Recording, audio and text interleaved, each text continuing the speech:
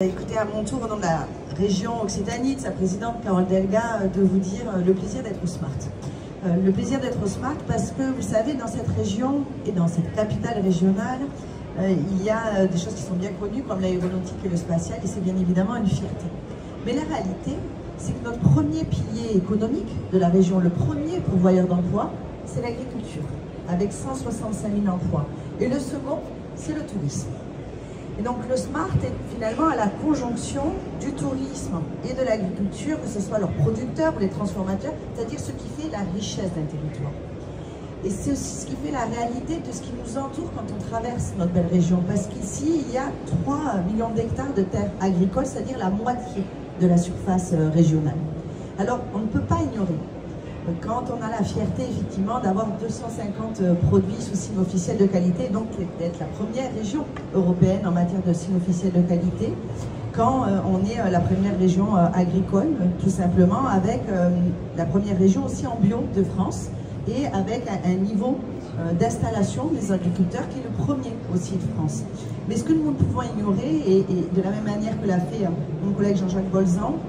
c'est que nous avons aussi des agriculteurs, des agricultrices dont le niveau de revenu est le plus faible de France, avec 20 000 euros de revenus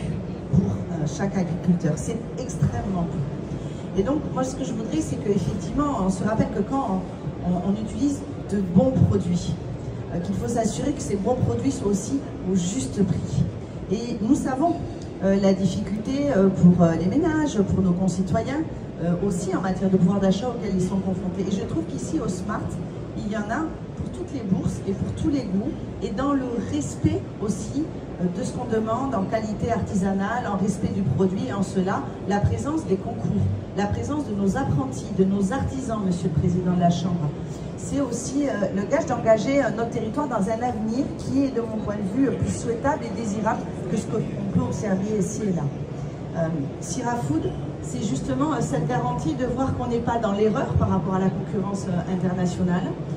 qu'on doit demeurer performant et signer cette excellence qui fait l'identité française, et je le crois, auquel contribue efficacement la région Occitanie,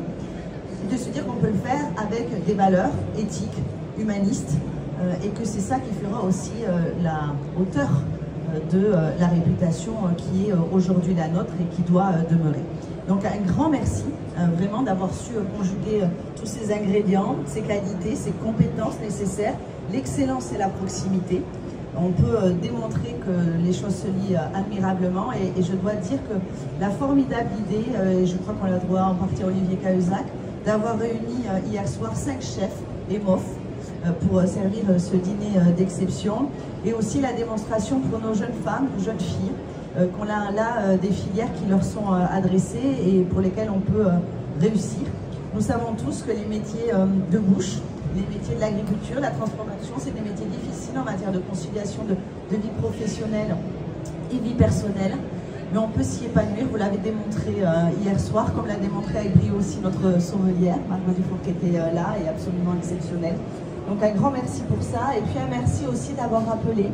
cher Olivier, la présence d'Hector le Collector, la présence de la banque alimentaire, parce que mettre en avant l'excellence, c'est aussi être conscient qu'il y a des femmes et des hommes qui ont besoin qu'on soit solidaires,